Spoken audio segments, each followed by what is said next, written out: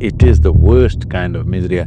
These are the things that we know are breeding grounds for these pandemics. She's saying, I will not recover, I'm just preparing to die. This COVID will not go, this is the fifth time I got it, I'm just deteriorating. I don't know if it is getting more complex, the same thing, because the mutations that came up in India were weaker than the first one, so we thought we have beaten it. So we know it's going to happen with microorganisms that thrive in that space that ultimately get into our food chain. Like the next pandemic, for example, which is a certainty.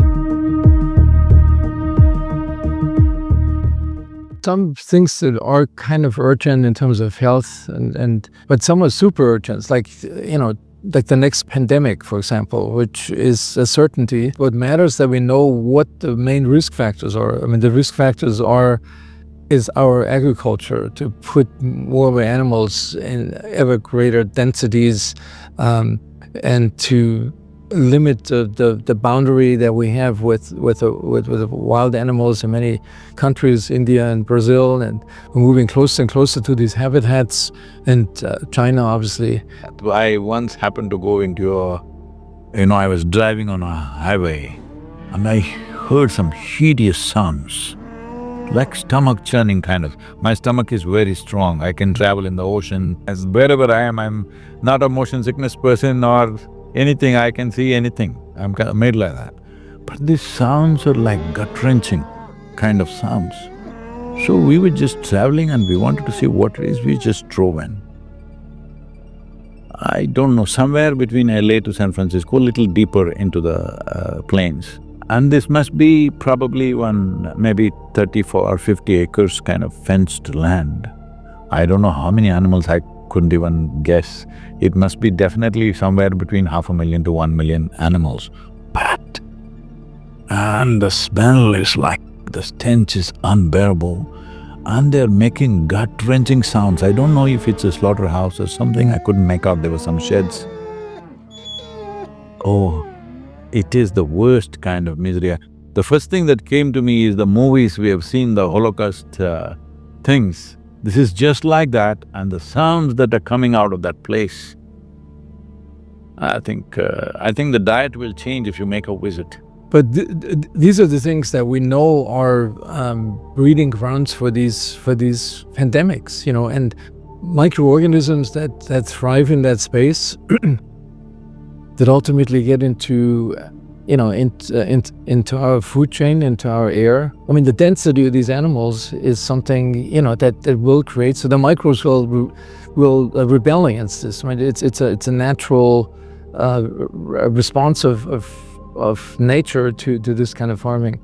So we know it's going to happen. We know also, for example, recent studies just last week, study has shown that this long COVID phenomenon, so people have persistent symptoms, which is really a major compromise of quality. I have some letters and appeals saying that they got COVID's fourth or fifth time. And recently, one young woman that I knew about 3 years ago, she came to India and I met her. She's saying, I will not recover, I'm just preparing to die. This COVID will not go, this is the fifth time I got it, I'm just deteriorating. I'm going, please help me. So, I don't know if it is getting more complex, the same thing, because the mutations that came up in India were weaker than the first one, so we thought we have beaten it and we're fine. That kind of conclusions we came to. See, how we see food is, we see that when we eat something, we must eat that kind of food which in terms of species is furthest away from us.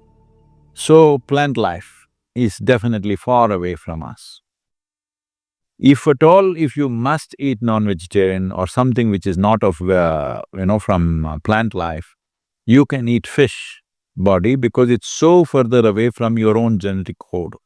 If you eat something which is closer to your genetic code, for example, like mammals, if you eat a mammal which is so close to you, the complexity of that genetic code and its biome and everything doesn't work for us. This is a fundamental thing, that it'll dull your system, it'll complicate your own genetic codes, it'll get mixed up. And now everybody is talking about epigenetics. We are seeing that what we consume must be far away from us in genetic code. Does this have something to do with biome? Yeah, I mean, obviously, the best thing that you can do for your health in terms of eating is to eat what your microbes thrive on. And it's largely plant-based food, mainly because of the fiber molecules that only the microbes can break down, and these polyphenol molecules and some of the micronutrients.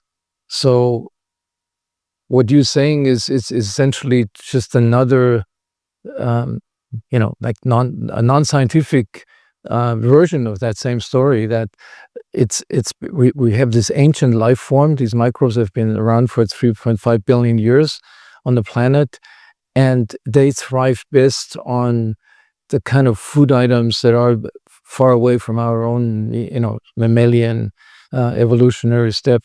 I've actually never thought about this, and like what you just said, but it fits exactly that. Was great.